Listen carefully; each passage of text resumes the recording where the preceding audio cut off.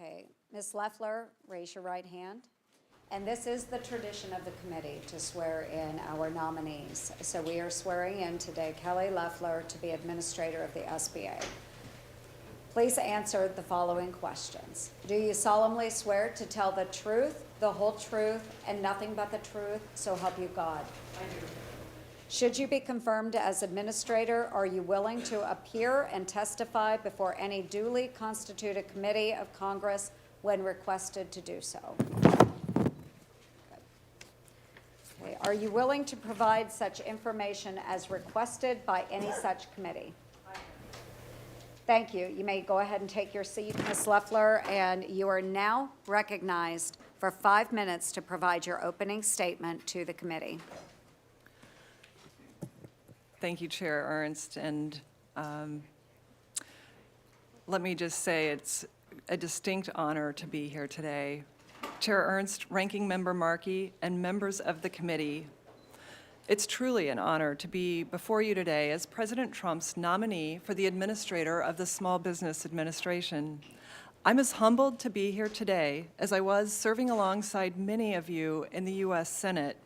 And I've appreciated the opportunity to meet with you, nearly every member of this distinguished committee in recent weeks.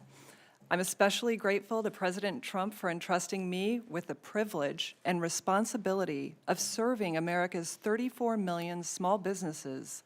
There is no stronger advocate for these job creators than our president, and I share his commitment. If confirmed, I will work tirelessly with him to make small business great again.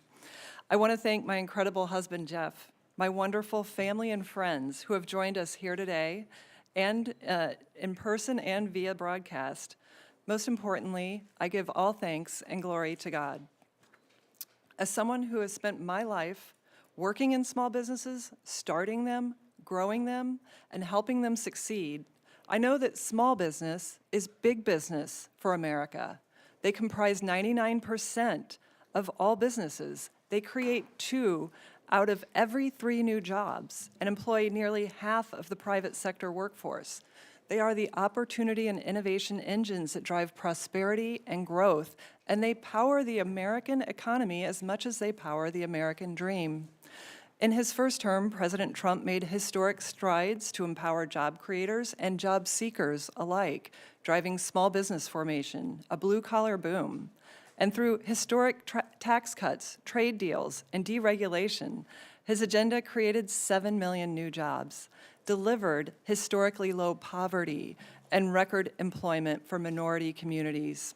His first-term accomplishments were so great that following the 2024 election, small business optimism recorded its largest jump since 1980.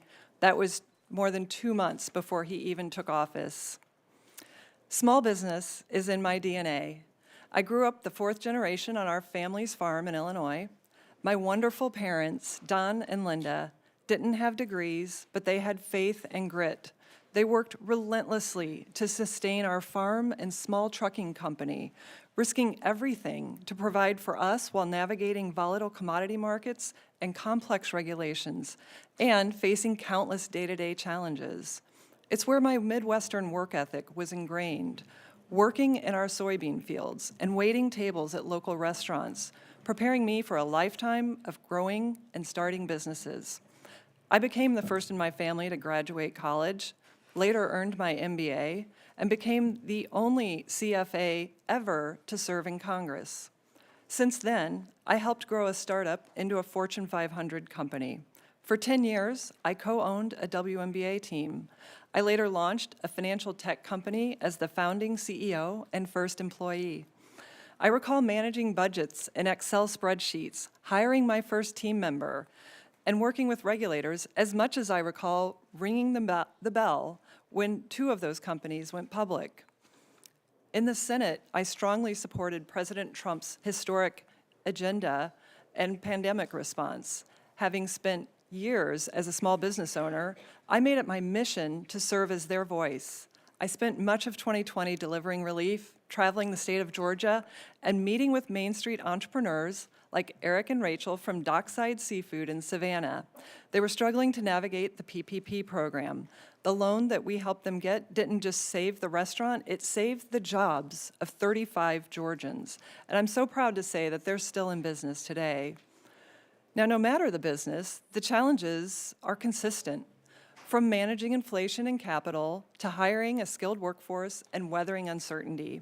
Job creators in the last 4 years have faced rising demands to comply with new rules, often drafted with unknown cost and consequence.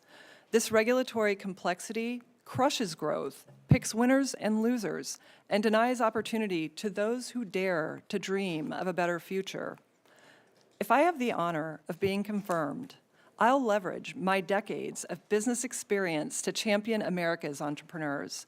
We'll cut red tape and modernize this agency while restoring the accountability and transparency that taxpayers deserve. I will crack down on fraud with a zero-tolerance policy while shifting SBA's focus from Washington, D.C. back to Main Street, across America.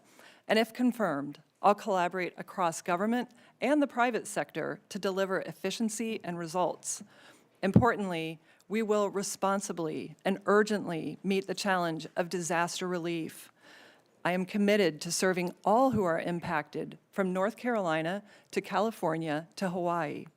Each taxpayer dollar entrusted to the SBA should have an economic multiplier effect, delivering productive capital to grow manufacturing, strengthen rural communities, create jobs, and develop critical technologies like AI and chips. I believe we must continue to empower entrepreneurs from all walks of life, including women and veterans.